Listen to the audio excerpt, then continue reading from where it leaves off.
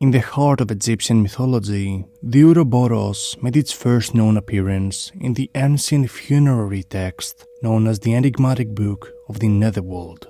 This text, ensconced within the tomb of Tutankhamun, a pharaoh of the 14th century BCE, explores the journey of Ra and his union with Osiris in the underworld. Within the intricate illustrations, the Ouroboros is depicted not once, but twice. One serpent holds its tail in its mouth, forming a protective circle around the head and upper chest of a grand figure, perhaps symbolizing the unified Ra Osiris. Another serpent, similarly engaged in this self-consuming act, envelops the feet of this divine figure. These serpents are thought to be manifestations of Mayan, a deity whose presence also surfaces in other funerary texts, guarding Ra during his voyage in the underworld. In its entirety, this divine figure encapsulates the concept of both the beginning and the end of time, capturing the cyclical nature of existence in Egyptian cosmology. The very term Ouroboros finds its roots in ancient Greek, comprising oura, meaning tail, and voros, signifying eating. This Greek term forms the foundation for our understanding of the symbol. It entered Western tradition through the conduits of Greek magical tradition. In Greek culture, the Ouroboros takes on multifaceted meanings. Often seen as a symbol of eternal cyclic renewal, it embodies the perpetual cycle of life, death, and rebirth. The image of the snake shedding its skin becomes emblematic of the transmigration of souls. Additionally, in certain religious contexts, the Ouroboros has been associated with fertility symbolism. Here, the serpent's tail assumes a phallic role, while its mouth takes on a yonic, womb-like symbolism.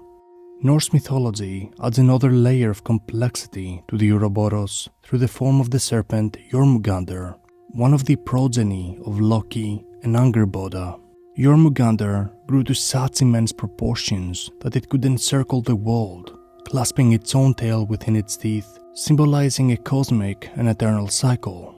As we traverse through time and culture, the Ouroboros finds itself reinterpreted and adopted in various spiritual and philosophical traditions, including Gnosticism, Hermeticism, and most notably in alchemy.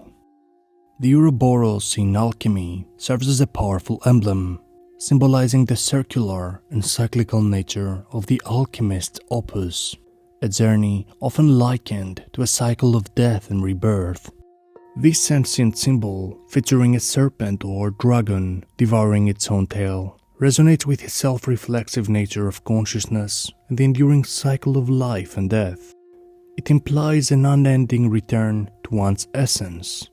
Beyond representing the intricate choreography of material transformation, the Ouroboros signifies the unity and cyclicality of all things, both in the material and spiritual realms. This alignment with the alchemist's quest for spiritual enlightenment extends to the belief in the possibility of attaining a form of immortality, symbolized metaphorically by the alchemical gold. Alchemists drew upon the symbol to illustrate the concept of prima materia, or prime matter, the raw substance from which all matter derives. This process of transmutation, symbolized by the transformation of base metals into gold, extends far beyond in the material realm. It serves as an allegory for the enlightenment of the human soul. The historical thread that binds the Ouroboros to alchemy becomes evident in the earliest known depictions of this symbol. A striking example dates back to 1478 in an alchemical tract, but it is within the ancient alchemical text known as the Chrysopoeia of Cleopatra that this emblem finds one of its most iconic representations. Here, an Ouroboros encircles the Greek words en topan, the all is one, encapsulating the alchemical belief in the fundamental interconnectedness and unity of all elements. Carl Jung, the eminent Swiss psychiatrist and founder of analytical psychology, has made remarkable contributions to our understanding of the Ouroboros within the realm of psychology. Carl Jung's interest in alchemy was sparked by a series of events and influences. His journey into the world of alchemy began with a vivid dream about an ancient library full of arcane books. This dream led him on a quest that eventually resulted in him possessing such a library. Jung was introduced to alchemy by Richard Willem, a noted sinologist. Willem's interpretation of a Chinese treatise, The Secret of the Golden Flower, piqued Jung's interest. In fact, Jung's first alchemical writing, published in 1929, was the introduction to Willem's translation of this work. Another significant influence on Jung's exploration of alchemy was the psychoanalyst Herbert Silberer. Silberer had begun a study as early as 1914, in which he tied alchemy, Hermeticism, Rosicrucianism, and Freemasonry into his interpretation of depth psychology. This work is mentioned repeatedly in Jung's correspondence with Freud. Jung was intrigued by the symbolic language of alchemy and saw it as a rich source of material for his theories on the collective unconscious and the process of individuation. He saw parallels between the alchemical process and the psychological transformations that occur in the process of individuation.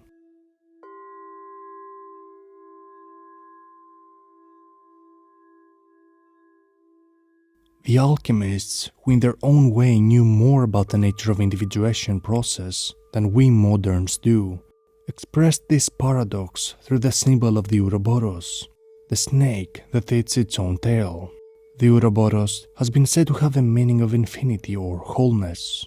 In the age-old image of the Ouroboros lies the thought of devouring oneself and turning oneself into a circulatory process, for it was clear to the more astute alchemists that the prima materia of the art was man himself.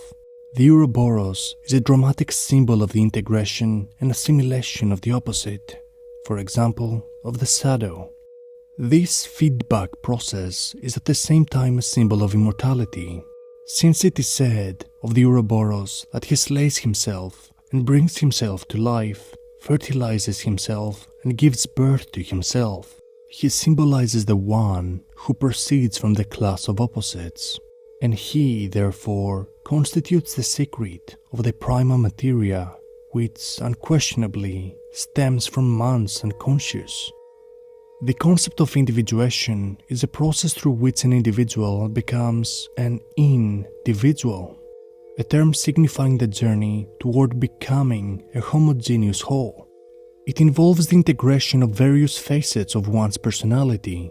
The Ouroboros, with its self-consuming and self-renewing cycle, aptly symbolizes this process.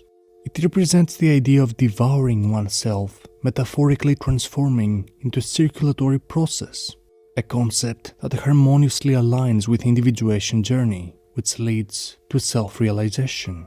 The concept of the self embodies the unification of consciousness and unconsciousness within an individual, representing the psyche in its entirety. The Ouroboros mirrors the self, as it perpetually cycles through renewal, slaying and resurrecting itself, fertilizing and giving birth to itself.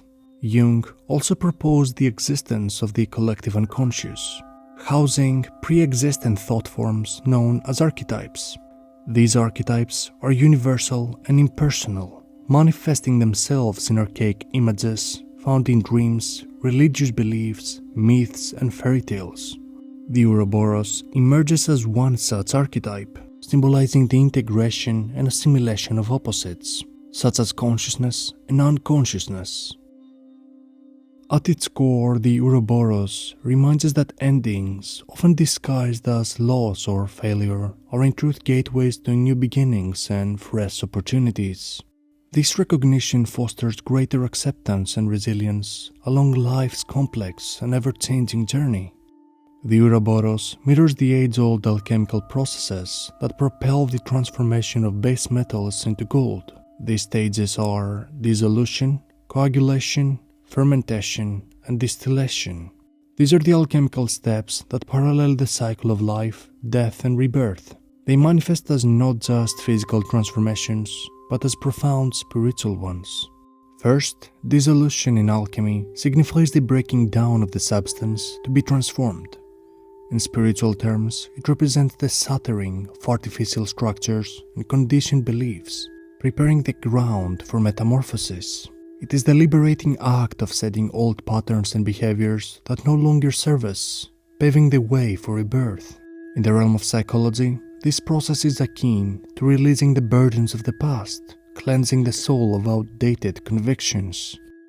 Second, coagulation denotes the process of bringing together separate components into a harmonious new whole. On the spiritual plane, it symbolizes the reunion of the fragmented self with its true and authentic nature. It's the process of integrating different aspects of oneself into a cohesive and authentic identity.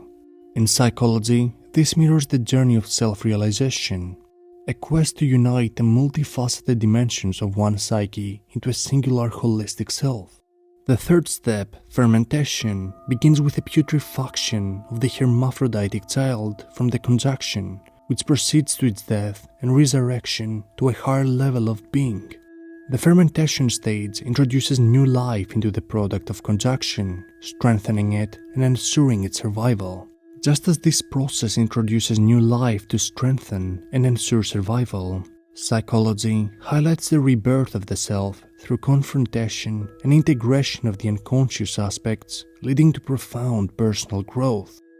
The fourth and last step, distillation, signifies the purification of the substance, much like the purification of the self in spiritual terms. It entails the removal of impurities or the shedding of aspects of ourselves that are no longer necessary.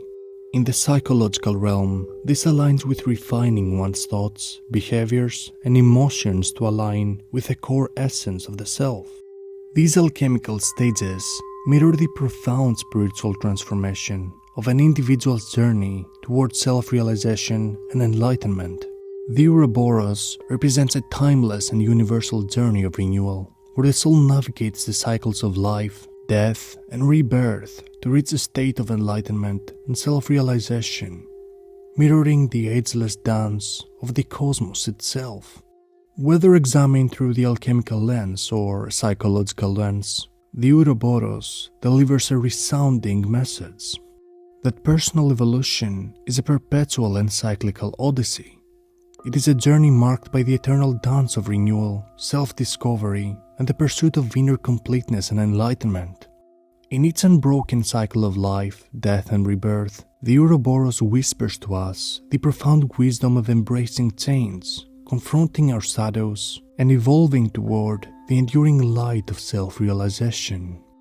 Thank you for watching, and if you found this video informative, please consider subscribing for more to come.